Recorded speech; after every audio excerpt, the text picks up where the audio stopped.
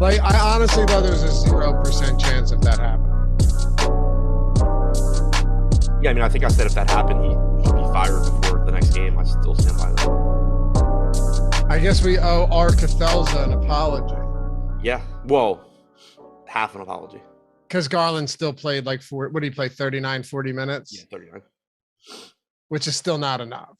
No, not at all. But yes, R. Cathelza, you were kind of right? Like it was indirectly correct.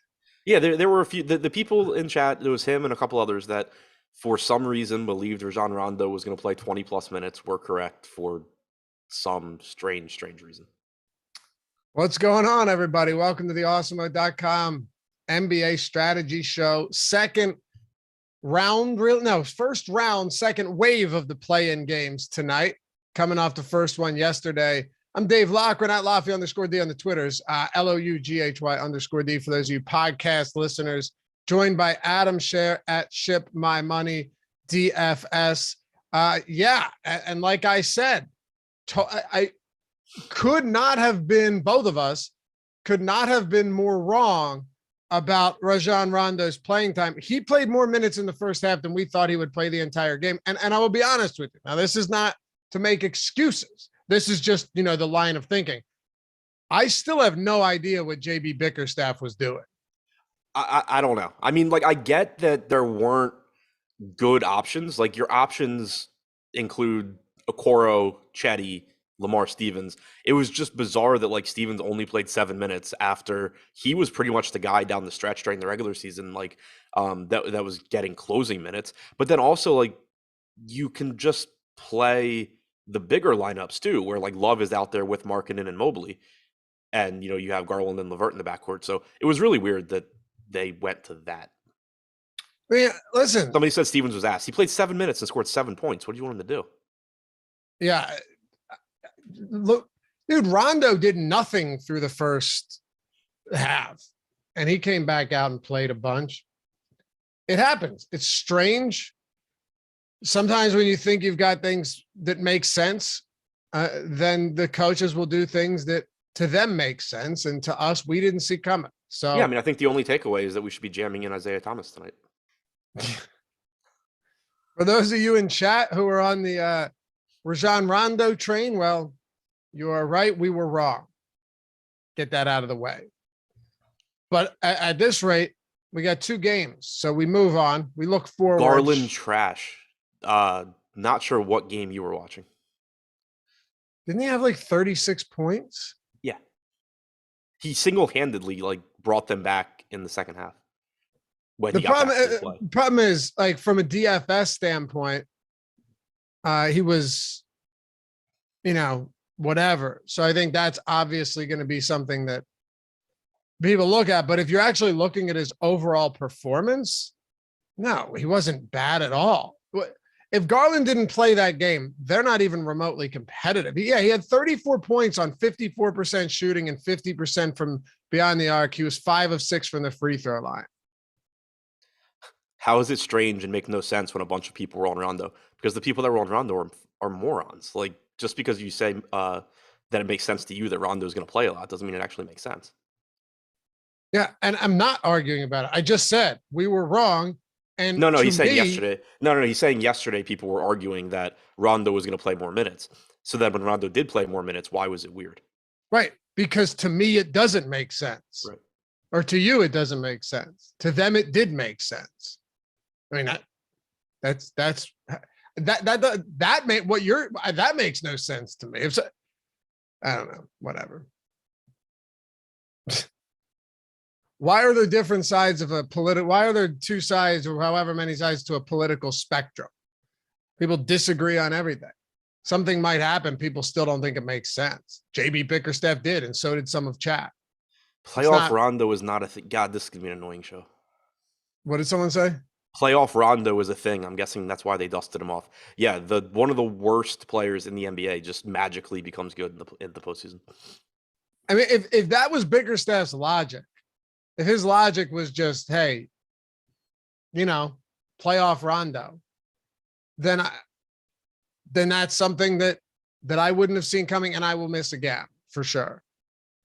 Plus, it's not like he went out there and lit it up.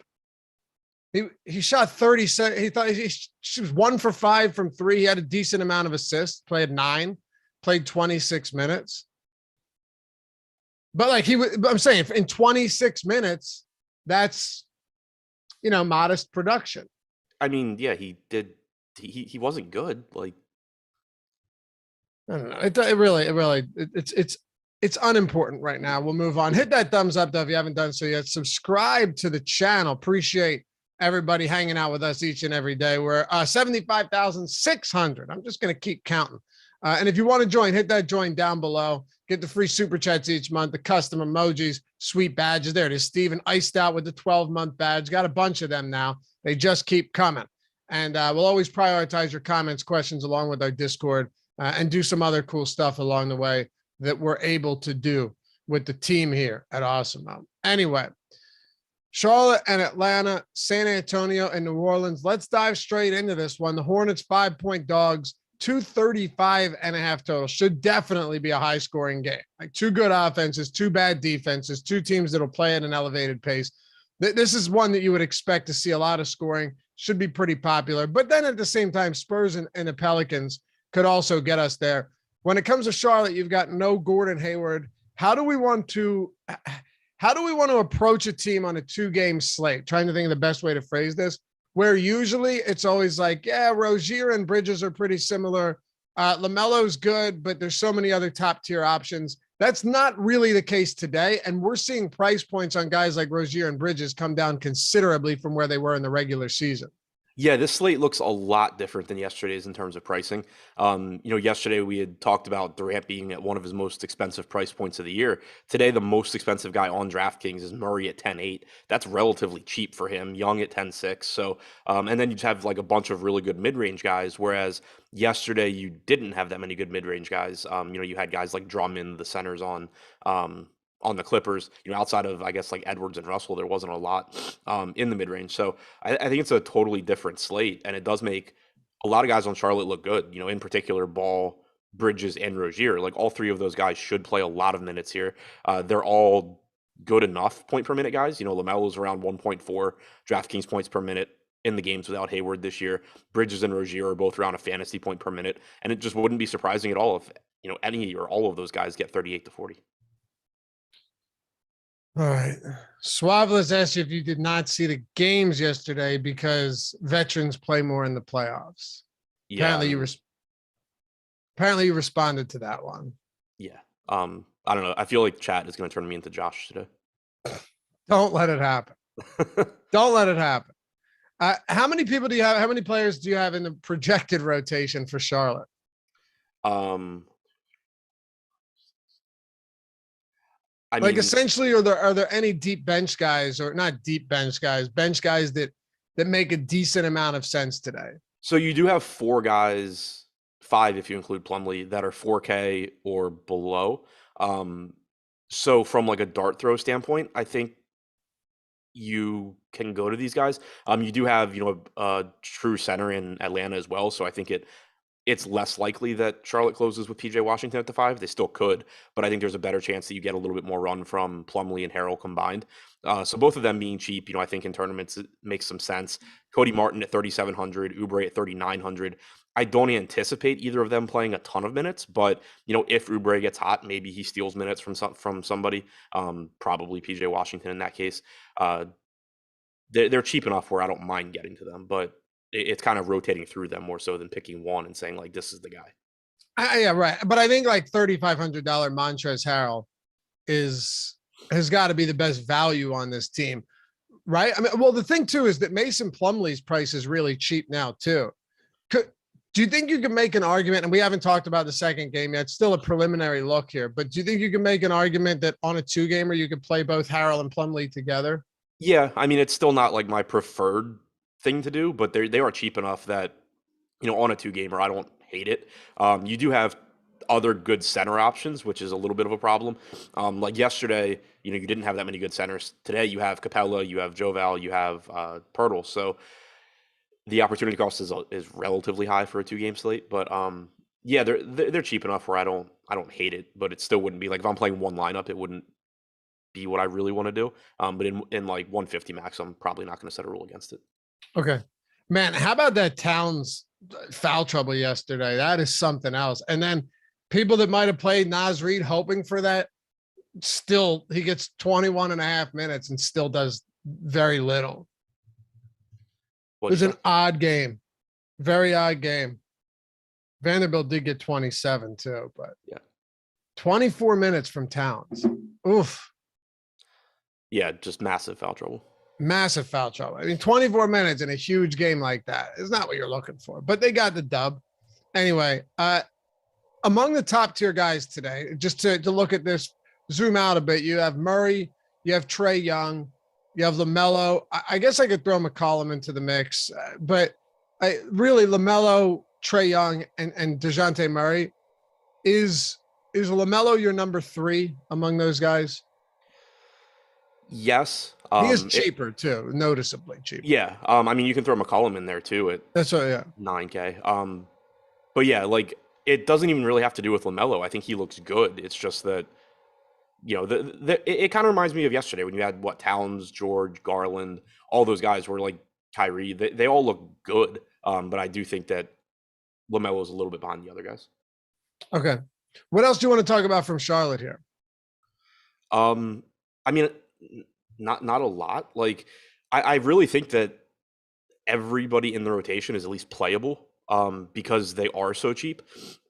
But it's kind of, we talked about Plumlee and Harrell. I think that, it's not ideal to play them together, but you can because they're so cheap. I think I'd be a little bit more strict on like not wanting Martin and Oubre together. It's just hard to imagine like what the rotation looks like where both of those guys play a lot of minutes. I think it's more likely that one gets, into the 20s and one is around like 17 or 18. Jalen McDaniels in there as well. So I think I'd be more strict with not wanting like Martin, Oubre, McDaniels together than I would with Plumlee, Harrell. Also, Plumlee and Harrell just better point per minute guys than Martin and McDaniels, for example. For sure. Yeah, give me the guys at the 5. I'd be much happier with that.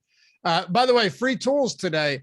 Ownership rankings for NBA, totally free. MLB player rankings, PGA top golfers tool, great tool, free today. You got PGA live before lock at 8:00 too, but PGA top golfers tool and NHL player rankings, all of them are free. Is the NHL regular season still happening? Apparently, right? There was hockey on last night. I have no idea if it was the playoffs or not. I got an alert that the Flyers were playing, and there's so it's got to be. But anyway, player rankings free. We got free stuff for basketball, baseball, golf, and NHL. And today's the last day to get in on the Express Pass for MLB You get the player rankings, you get the lineup builder, you get the ownership rankings, you get the premium Discord, and the expert chat talking to the pros at Awesemo to help you better your game in the office hours channel. All that stuff for $1 single for the entire week. If you just use the promo code FASTBALL, or use the link in the description or the one that Jordan will throw in the chat. It's way easier. Just do that instead of actually typing in the code. But last day, $1. That's it. $1 single gets you everything included in the MLB Express Pass for the week. All right, let's talk about the. I forgot about the COVID pause in hockey. Oh, that must have been it because okay, that's why I was a little bit. How long was the COVID pause? I don't remember, but people said there's like 9 games left. I stopped paying attention to hockey once the Flyers lost like 80 straight. So I stopped paying attention to hockey once the COVID breakout started because I couldn't play DFS anymore because I didn't know enough about hockey to deal with late scratches. When did they return? I don't remember. Yeah, me neither. But yeah, okay. So normally the first week of April is the end of the season. That's what I thought because I thought it normally wrapped up around the same time as NBA. Yeah, I always thought it wrapped up a little bit before it. Yeah, but yeah, or at least right around the same time. That's why I was surprised to see that. But with Atlanta, DeAndre Hunter's another one of those value options that's going to get a lot of ownership. Some of these guys just aren't exciting on most nights, but you're going to have to grin and bear it with a few of them. Bogdan Bogdanovic is 5,700 now. Trae Young, I think a reasonable price, but even if you look at Atlanta, it's not just Charlotte. There are definitely some price points on this Atlanta team that have, I won't say bottomed out, but they've definitely come down a little bit. Not so much. Bogdanovic's price has been super strange. Like I'm not really sure how he was $5,100 in the last game of the regular season and 53 before that. The guy just continues to produce. But there's some decent prices on this Atlanta team. Yeah, I agree. Like Trae Young clearly stands out at 10-6. Good matchup for him, likely to give you 40-ish minutes. 1.5 fantasy points per minute this year without John Collins. Everything looks really good there. I'm with you on Bogdanovic. I mean, he is most likely going to come off the bench, but he also is most likely going to close. You can expect him to play low 30s, and he's about a fantasy point per minute guy. So I think 5,700 just stands out as a mispricing. And then also on DraftKings, he's shooting guard and small forward eligible, so that's nice. We do have him getting 43% ownership, but I think that's deserved. Capella's in a very good spot. You're likely to see him get around 30 minutes. He's kind of expensive at 6,900. I do think that makes it somewhat difficult. Like when you think about the center position and kind of what we've talked about so far, you have the 2 cheap options on Charlotte with Plumlee and Harrell. But then you also have, 2 good center options in the next game. So it might be kind of difficult to prioritize Capella. We do only have him projected for 20% ownership though. So that's a pretty high upside guy that you can get to at not much ownership. Similarly, you can play Okongwu, who I wouldn't play in the same lineup as Capella because of Capella's price tag. But in non-Capella lineups, you can certainly use Okongwu at like 17% ownership as well. Do you think it's possible that the Capella's minutes come up considerably and Okongwu is the obvious, loser in that scenario? Possible for sure. Yeah. Okay. It's hard to say. Like with these center rotations, a guy like Capella, it's very difficult to say. So yeah, like it shouldn't shock anybody if you get like a 34-14 split in Capella's favor or something like that. Right. But I also don't feel super confident that it goes that way. Like I think expecting around like 30 minutes on average from Capella makes sense, but there is certainly the chance that he just plays more. What about when you get down to a few other guys that we haven't really gotten into? Like Delon Wright getting, backup minutes. You talked about Okongwu, and then you may have touched on these a little bit, but just to dig in a little bit more since we only have 2 games today. Danilo Gallinari, Kevin Huerter. These are all the types, man, from Hunter to Gallinari to Huerter. You never know which one of them is going to be viable until the game is over, and they're also similarly priced from night to night. So is that kind of just spray or just, pick them out of a hat basically when it comes to those, low 5K, 4K guys? Yeah, pretty much. I mean, I think paying attention to ownership, like there probably shouldn't really be much of a difference in ownership between Herter and Gallinari, for example. Right now, we have Herter actually projected to go a little bit under-owned on DraftKings, 34% owned with a 38% chance of being optimal, whereas Gallo's at 40% ownership with a 36% chance of being optimal. But really just pay attention to the ownership there. They're both, I think, going to be pretty useful pieces just in terms of like last guy in, rounding out a lineup type thing. But I think it's also difficult to prioritize them. You can throw DeAndre Hunter in there as well at 4,300. And then you mentioned Wright. I do think Lou Williams being out is kind of a big deal because it does mean that Wright should play more minutes. The issue is just that Trae Young is going to play so many minutes, or you would expect Trae Young to play so many minutes, that most of Wright's minutes, even assuming he gets increased run, will be alongside Young, which means he's not really doing anything. And he is still pulling like 17% ownership right now. All right. Favorite plays from this game, if you had to give me your top 3 based on ownership and salary right now. Young, Bogdanovich, Bridges. Okay. No House Advantage, baby. If you haven't checked it out yet, well, I can tell you exactly what it is so you know why you should check it out. Gives you an entirely different way to enjoy DFS with player prop contests. It's 100% peer-to-peer, helps you level the playing field. They got 500 plus props offered over there.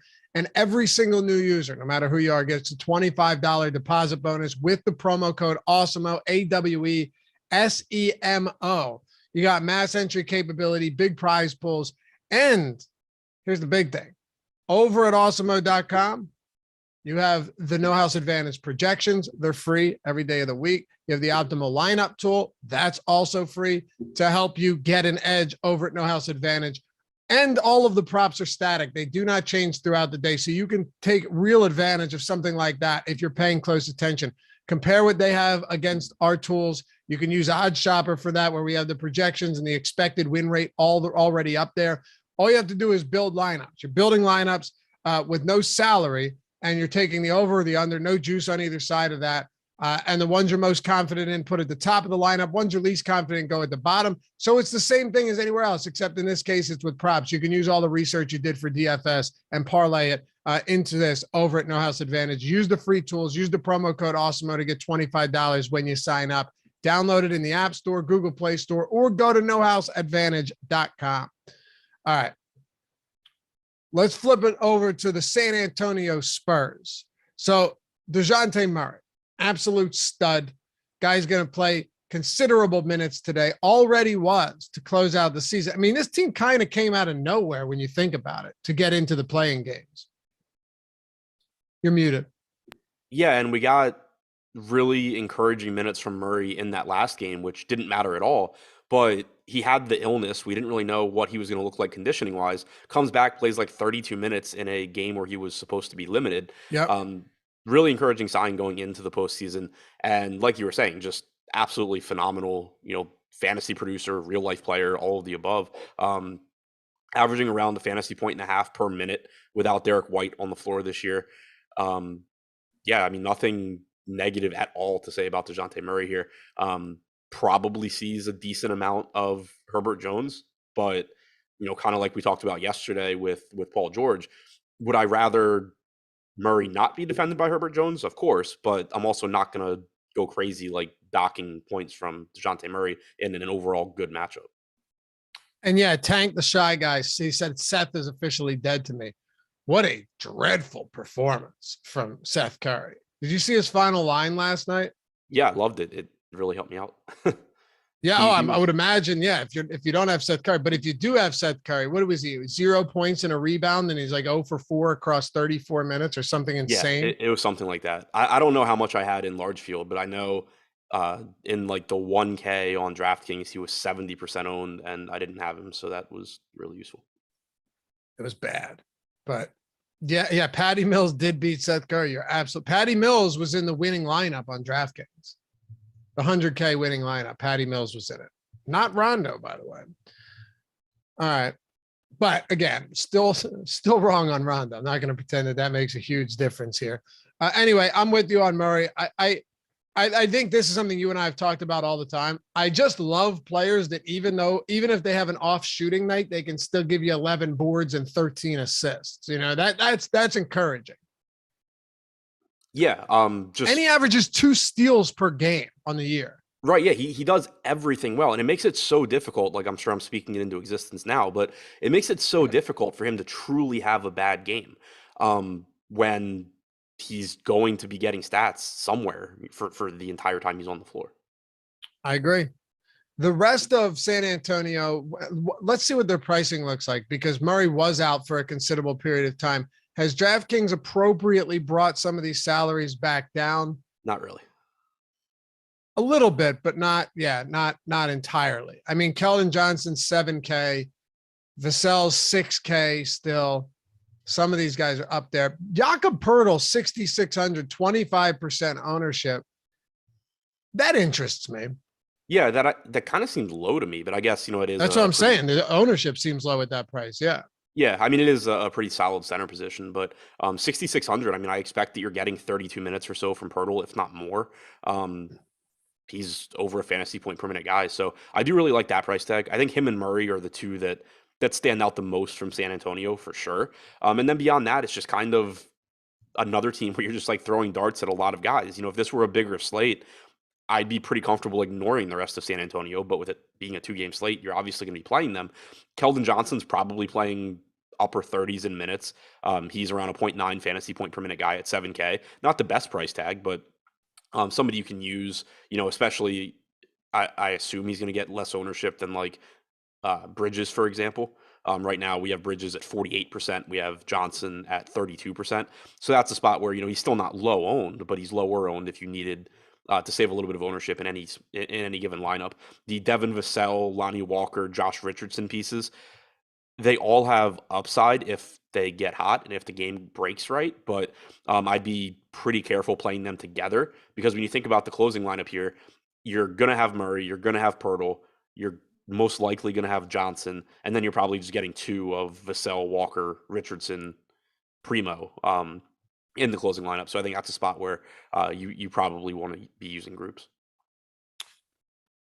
I guess the 25% isn't that low on Poeltl, since Capella is 6,900 and 20%. So I guess it seems about right. I don't know. Poeltl can produce though, north of a fantasy point per minute guy. I think it's fair to say he gets at least 30 minutes today if he's out of foul trouble, right? Yeah. Yeah. And also, like if he is in foul trouble, you're getting more minutes from Zach Collins. So that's another situation where, like, at 4,400 on average, I don't think Collins looks very good, but he is a really good point per minute guy. And, potentially, like, there is upside if something happens to Poeltl. Yeah, absolutely. Anybody else from San Antonio? No. Yeah, I mean, you can't do the Trey Jones thing. Like, he's still 5,300. Josh Richardson's priced up a lot too. Yeah, I had mentioned it. Like, the wings with Vassell, Walker, Richardson, Primo. Primo is only 3,400 on DraftKings. I think that Vassell is likely to lead the way in playing time from that group, but I also think a lot of it's just going to be based on who's playing well, and so that's why I think that setting a group to basically cap those 4 guys at a max of 2 makes sense to me. How many minutes? I know you haven't done rotations yet, but how many minutes would you be giving somebody like, or would you be giving Primo right now? Low 20s. Okay. But like, that could very much go down also. Like, it wouldn't be shocking if like Lonnie Walker and Josh Richardson just play more and Primo doesn't really play. Right. Yeah. I mean, look, he's a 0.66 fantasy point per minute guy on the season. So yeah, curious to see what we have him projected for, actually. Minutes wise? Yeah, 24. 24. What do we have Lonnie at? 21 and a half. Okay. It always surprised. Very much surprises me that you would. We have Richardson at 13 too. I'd be surprised if Primo's ahead of both of those guys. Lonnie Walker's a tough one. Very tough, because the guy can just begin to light it up. And if he does, in a play-in game like this, remember, this is a single elimination game, unlike yesterday.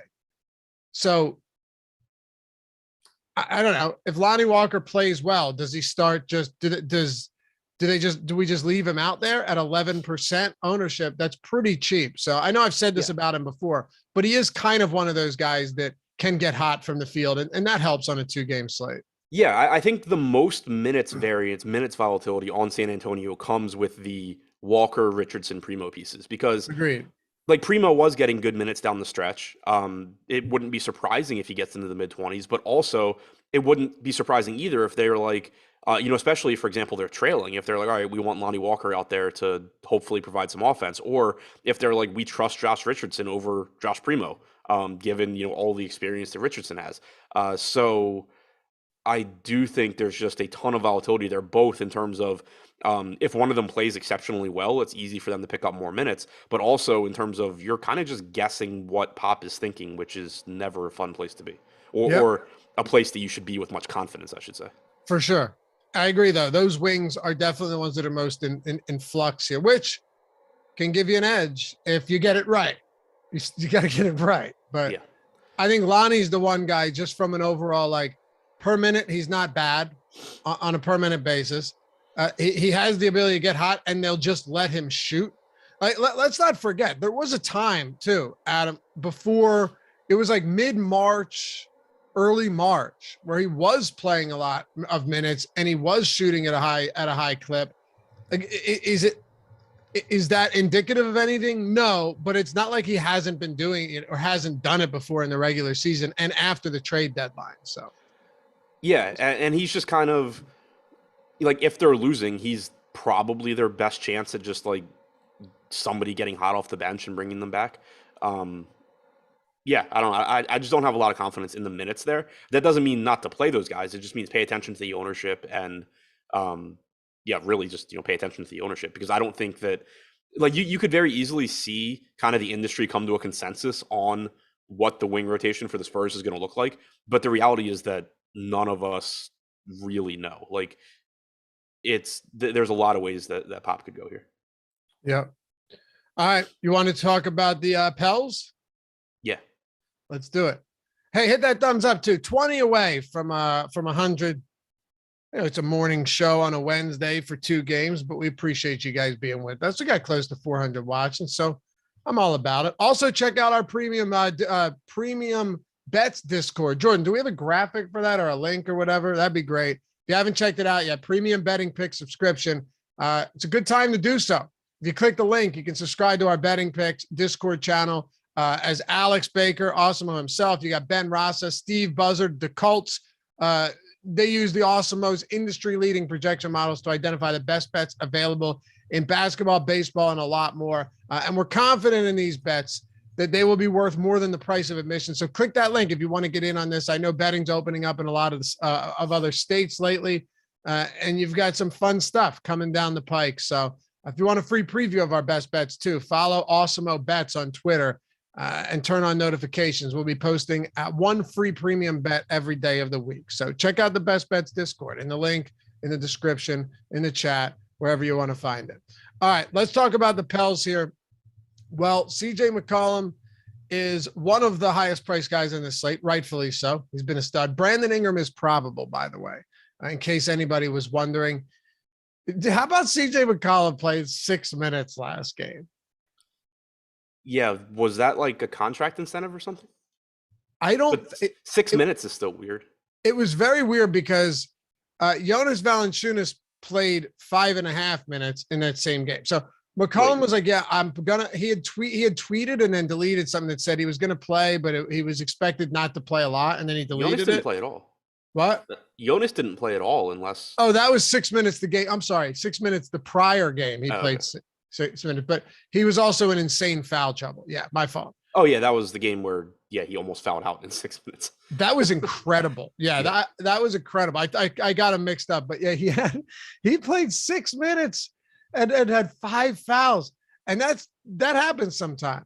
I've had some over props crushed on Jonas when he's dominant when he's on the floor. He just can't stay on the floor, but doesn't happen all the time. That's actually where I want to start with you, though. This is a really good matchup for opposing bigs. We've seen him crush San Antonio all season long. Is Valanciunas one of these guys for you that's just going to be impossible to get to? Or can we say, okay, 15%, the guy does have a nice ceiling. He's a talented scorer, an elite rebounder, and can rack up some stocks along the way at times too. Where do you fall on him right now at that ownership and price?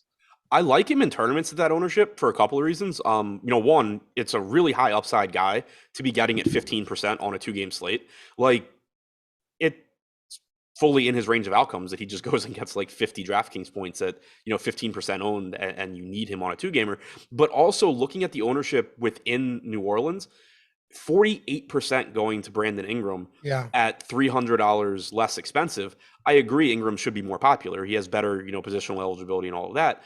But in the games where Joval has like a massive game, I'm not saying that they both can't have good games or that you shouldn't play them together, but there is, I think, a relatively high percentage of the time when Joval does succeed that it cuts into Ingram and that Ingram doesn't have, the best game. So even though they play different positions and they both are going to play a ton of minutes alongside each other, there is still some negative correlation there to where it kind of works as a leverage play. Not only are you getting a low on Joval, but in his best games, there's a decent chance that Ingram isn't doing quite as much as people are expecting. Yeah, and to add on to that, just look at this whole range of players. Below Murray and Trae Young, you've got guys from the 8,300 range to the 97. And I'll just throw that in there because you're not going to be able to play, 4 of these guys from Ingram up to Murray. But when you look at LaMelo, McCollum, Valanciunas, and Ingram, it's very much plausible that, on any given day, Valanciunas could have the best game of all of them. And like you said, if he does, what does that do to Ingram? Yeah, it's a weird spot. I'm not saying Valanciunas should be your cash game play, but no.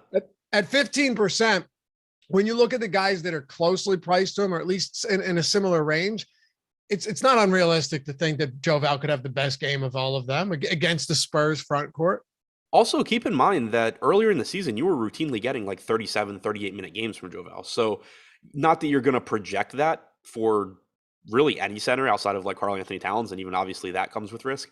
But like it's possible. They didn't have Larry Nance then, but just at least physically, like we know he can do it, and so there is some extra minutes upside there for him too. Oh wow! Someone said CJ tweeted that he was only going to play one series and not to bet on him. Yeah, I saw that. That's awesome. Like I didn't play that day, so I didn't even know that. That's good stuff. Happened, but yeah. But I wonder, he deleted it. Is there anything in a contract or anything that would prevent you from doing that? Because from a sports betting standpoint, because when you say don't bet on me, no, bet on you, just hammer the under on everything. Yeah, I don't know like what the insider trading rules are for athletes. Right. But it's not even like insider trading. He's just telling everybody, not, you know what I mean? Right. He wasn't concealing anything. Right. Yeah, that's true. And he wasn't betting on, he wasn't benefiting from anything. It's Robin Hood type shit. Right.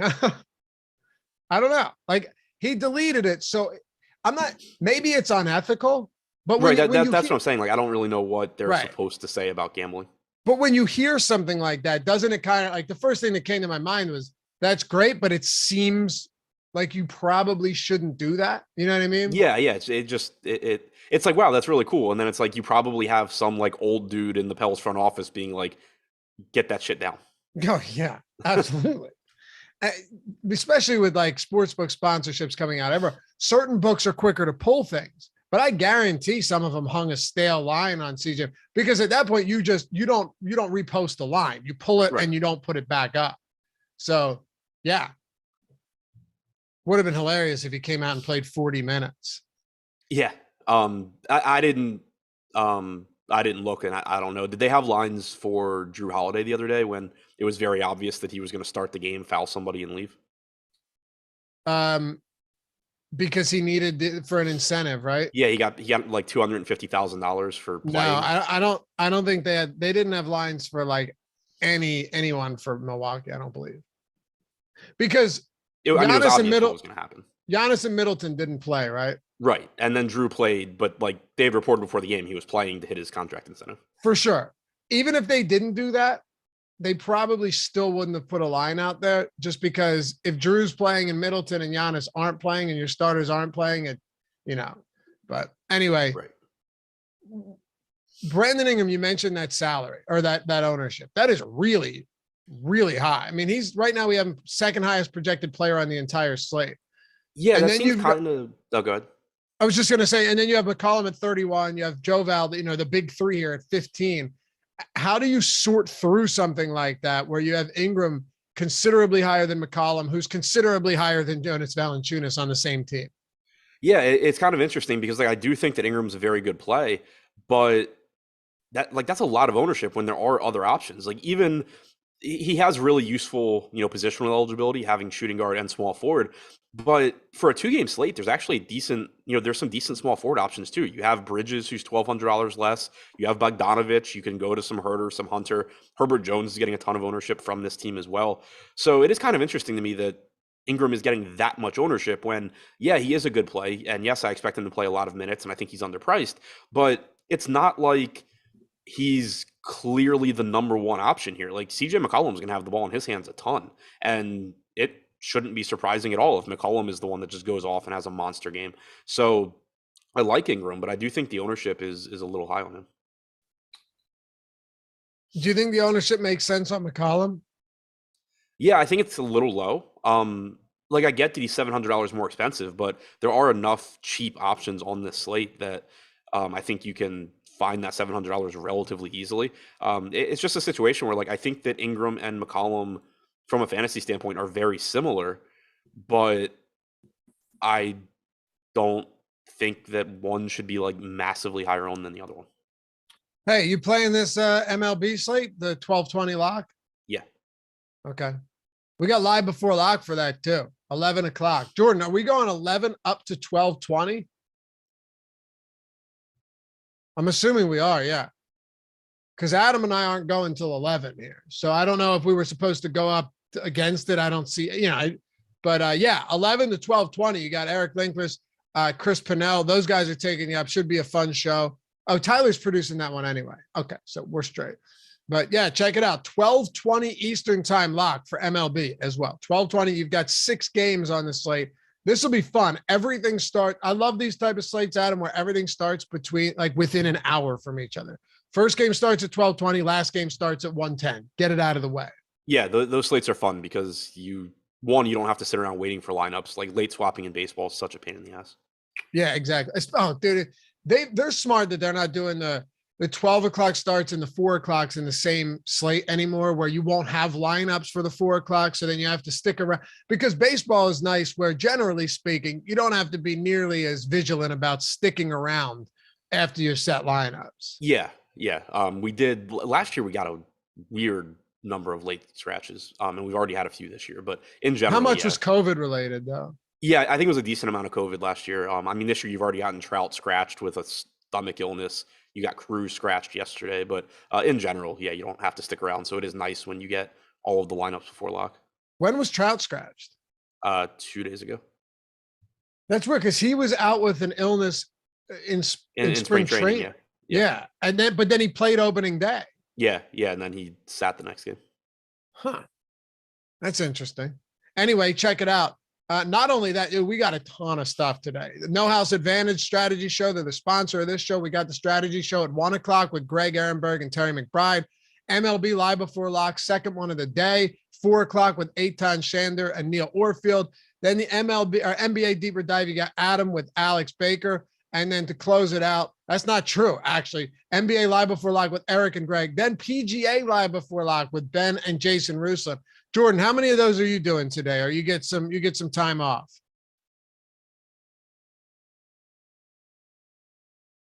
Okay, nice. Yeah, we got a lot going on. Some heavy hitters coming up today, so be sure to hang with us. And thanks for getting us over 100 likes, by the way. Appreciate you guys. Over 400 people watching. It's probably a good time to wrap it up with the rest of this Pels team. Are you going to play USFL, Adam? I don't know. Probably not. I'm going to. I'm not. I'm going to do it. Yeah, I don't know. I probably just won't feel like putting in the work. I can understand that. It is funny how like people will get overexcited about something, like overexcited about like people were so stoked for Korean baseball during COVID. I mean, that was different just because it was No, something no, to it's do. not. Oh man, I was staying up until 5 a.m. I No, was staying up till 5 a.m. every night to lose like 40 grand or something. not. It's not different. My Actually, my I get what favorite you're thing. saying. There was nothing else going. I get it. I get it. Yeah, yeah. I would just stay up. League of Legends would lock at like 2 or 4 or whatever it was, and then KBO at 5, and then I would watch Netflix and go to bed. What were you sleeping till? Like 3 Yeah, yeah, p.m. yeah. That's untenable, man.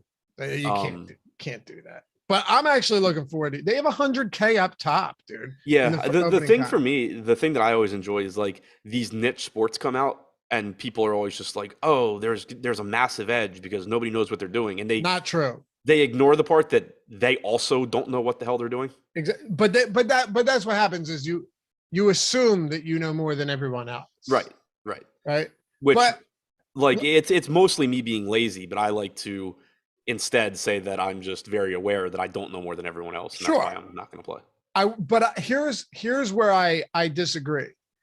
I think once you begin to see a few weeks, you can get an edge if you're paying attention to like with XFL. I went before they cut it, before they, I think I bet it at like 80%. Now, obviously some of that's variance, some of that's just going to be luck, but the you see such overreactions to certain lines from week to week, right? And certain totals.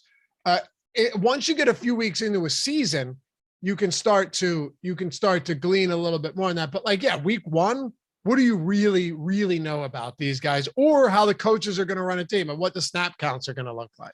Yeah, yeah, exactly. Like you're I think it's fair to say like if you're a good DFS player, you have an edge, but it's not because like you have some excellent knowledge of the USFL. It's because like you're just good at the game and you can adjust. Right. And we have some good DFS players. I think we're gonna do some shows for it. And Are we if doing it's projections and stuff? Do you know? I'm not sure. I'm not sure, but I know when it comes to the guys that do this stuff, if they're going to do a new sport, I'm confident that I would be much better off watching them than I would trying to figure it out on my own for the first week. Yeah. You know, so yeah, good stuff. The problem with sports like that is it takes digging, and I hate digging on Twitter. Like that's why I hate preseason stuff, Yep. man. Yeah, you and I are the same there. Yeah, certain people are very good at that though. Like certain people that are willing to dig are very good at it. I just hate like I'd much rather look at the numbers and everything and the stats than look at like what a coach said and try to read between the lines. Yeah, it's boring as hell to me. Like Right. I hate sports where that's where the edge is. Give me a sport where there's an edge in like, using ownership well or whatever. Like something that I can like plug into a spreadsheet and make good lineups. I really don't want to go through Twitter like trying to find coach speak and all that. It's tough. But like I said, people that are willing to do it and actually put in that grueling work, right? They, it can definitely. Plus, you're trying with coach speak, it could all be bullshit anyway. And that's the problem. Like you do all this work and it's like, oh, he said he was going to get additional run today, additional carries out of the backfield, and he doesn't see the field. So whatever. Yeah. Somebody in chat said that they think they saw that Matt was doing projections. So if he is, that would be cool. That'd be sick. Yeah. Matt's great with that stuff, man. So yeah, I was gonna say that would be if somebody's doing them, that would be my guess. Yeah. And like if he's gonna do them, I'll take Matt's research and everything over me trying to figure out who the start, like who's, getting the bulk of snaps and stuff. But I'm looking forward to it. When does it start? if I end up playing, it means that we put out a bunch of stuff and I used it. Like, exactly. I can say with a lot of confidence that I am definitely not spending the next couple of days digging into USFL. Correct. When does it kick off? Saturday. Ooh, I loved the XFL, bro. I loved it, but maybe XFL, so that was the one like a long time ago, right? With like the XFL was 2 years ago before COVID. Well, okay. So what was the one like when we were kids? The one that Trump owned? I thought like McMahon owned it. Maybe I'm wrong. I thought the XFL. Maybe they co-owned it. Yeah, no, the XFL was the one that is recent. Okay, so what was the one with like He Hate Me? With what? Rod Smart.